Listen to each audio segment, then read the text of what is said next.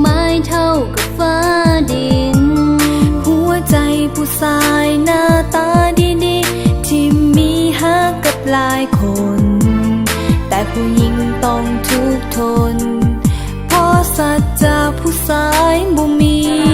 ปากก็บอกว่าฮักทั้งที่ใจบ่สนใครเป็นคนอื่นไปใจถึงใจแหลมล้านทรมานเกือบตายบ่เหลือเยื่อใยสุดท้ายเหลือเพียงน้ำตาคงบ่มีอีกแล้ววันดีๆยังเคยเจ้าก็ไล่วันนี้คนที่ดีหลอกกันคนนั้นเป็นเขาที่เฮาฮักหมดใจและก็ใส่ลมปากบอกฮักในการหลอกลวงใจเจ้าคงทำด้วยก้อนดินก้อนหินที่แสนจะงดงามแต่เย็นชาเหมือนสิ่งที่ให้ค่าคอยนี้บ่ปรารถนา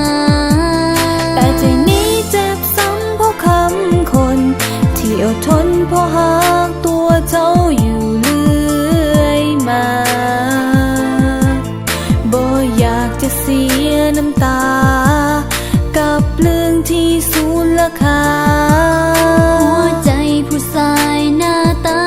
ดีๆที่มีฮักกับหลายคนแต่ผู้หญิงต้องทุกข์ทนเพราะสัจจะ